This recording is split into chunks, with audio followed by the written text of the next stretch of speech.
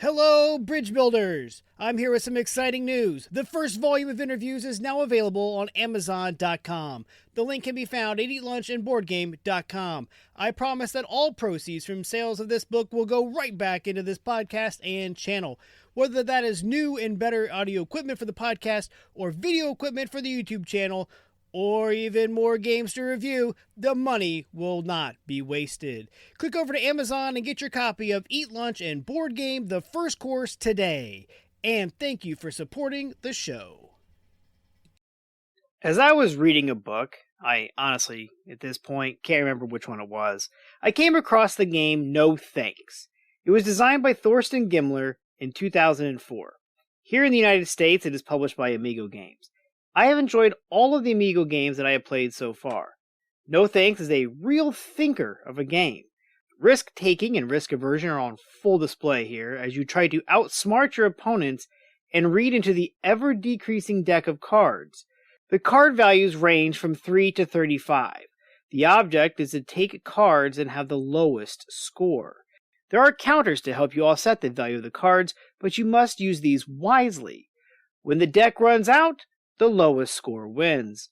When I read about it, in whatever book that was, I just knew I had to play it. So, luckily, the game is new enough, popular enough, and cheap enough that I found it at a local Target store. I took it to my gaming group to give it a try. So let's talk about No Thanks.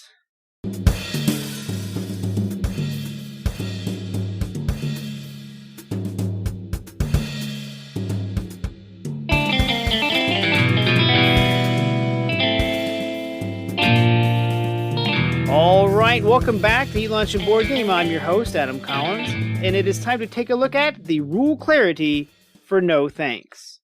The rules to No Thanks are very easy to understand. There are not that many. The rule sheet is one oddly sized piece of paper, printed front and back, folded and stuffed into the box. The examples that are given are straightforward and help to eliminate and mitigate any gray areas. No Thanks plays very easily. Time to explain to newcomers. No Thanks takes about 5 whole minutes to explain, but it isn't until about the 3rd or 4th card that players start to really catch on to what's going on. Gameplay. No Thanks has a subtitle, the Play or Pay card game, and that truly sums it up. To play, shuffle the 33 cards numbered 3 to 35. 1 and 2 are not an option in the game. Then take out 9 random cards. This is where the strategy and luck come in. The game comes with 55 counters or chips, and each player receives an amount based on the number of players. More players, less chips. As the rules state, it is best to keep your reserve of counters hidden, and I will talk about this more later. Then the oldest player goes first. On a side note, I am typically the oldest player when it is the youngest player that goes first, and the youngest player when the oldest goes first. I just can't seem to be the right age for the game. Anyway, the first player flips over the top card of the remaining 24 cards. The active player has 2 options. Take the card and place it face up in front of them, or pay a counter onto the card and let the next player in turn order make the same decision. If a player decides to take the card, the player also receives all the counters on it. At the end of the game, the counters are negative points.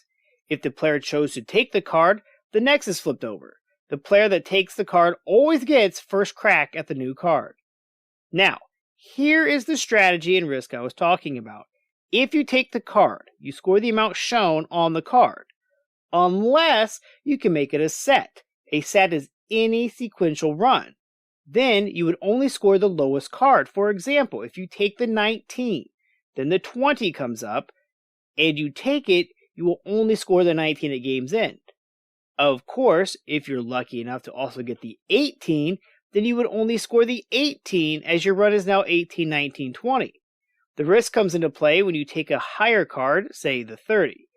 It will probably come with a lot of counters. You are now banking on the 29 coming out to lower your potential score. Or even worse, what if you had the 28 and the 30? The 29 is worth negative 30 points to you, as it would negate the 30 altogether, yet it could be in the 9 discarded cards from the start of the game.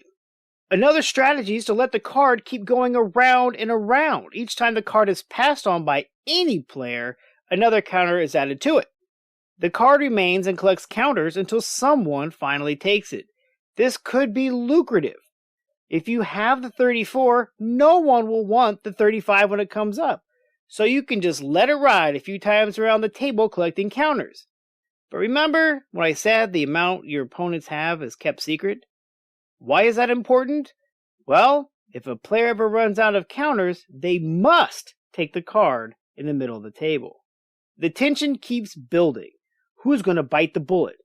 Who is low on counters? Do I risk it not getting back to me? The game ends when that last card is taken.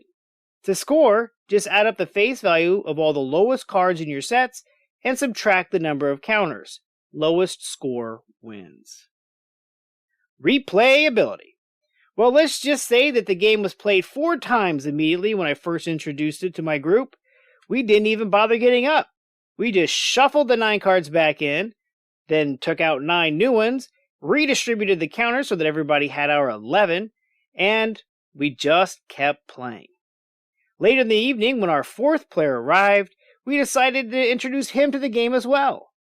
Then 3 more games were played. No Thanks has that drawing power of, I get it now, deal it again, I know I can do better, hey, I've got this great strategy, I know how to win, come on, let's play another turn. Lunchtime potential. No Thanks has a listed playtime of 20 minutes. That is pretty accurate. I plan to introduce this to my new group at my new office shortly. The fact that the game is short, easy to explain, and has plenty of replayability makes this a fantastic lunchtime game. With there being no bad guy, or really any screw your neighbor mechanic, it is also a fairly kind game to play with your office staff. Artwork. There is limited artwork, though the cards are well laid out and easily read. Component quality. As I mentioned, my copy is from Amigo Games. The cards are of a standard card quality. They don't have a linen finish or anything fancy. The counters are just plain black plastic discs, even less fancy than the cards. However, I do not think that my copy of No Thanks will need replacing anytime soon. Other. There are no expansions or other things for No Thanks. I cannot think of what those would be. Bang for the buck. The MSRP for No Thanks is $9.99. That is what I paid for it at Target. It was just hanging on the peg right next to Uno. Considering that I've already played it 7 times in one evening, I feel that I've got my money's worth out of it already, and I have plenty more people to show it to and share it with. Summary. No Thanks, the play or pay card game, is light, fun, easy to teach, but has a lot of mental depth. How willing are you to spin counters and risk having to take the higher card anyway? Or worse yet, spinning a lot of counters and your opponent takes it. Now they have a gigantic reserve of counters. When you know the current card is going to be yours anyway, how many trips around the board are you willing to let it ride? What if someone runs out of counters and is forced to take it? Now they must score it, but now you must score 2 cards instead of 1 because it would have fit nicely between your 2 cards, creating a nice set. You took the 30 and the 32, but the 31 is not in the deck. Ugh! No Thanks is a great exercise in patience and risk-taking. I love it, my group loves it, and for such a low price, can you risk not having it? You can reach out to me at facebook.com/groups/eatlunchandboardgame, email me at eatlunchandboardgame@gmail.com, find me on my website, eatlunchandboardgame.com. And remember, board games build bridges.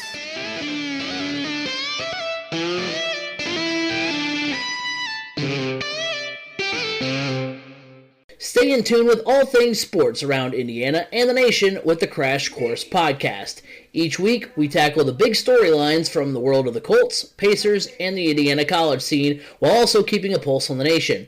We record live weekly at twitch.tv/3C Media and can be found on YouTube, Apple Podcasts, Google Podcasts, Spotify, wherever podcasts can be heard, you can catch the Crash Course Podcast.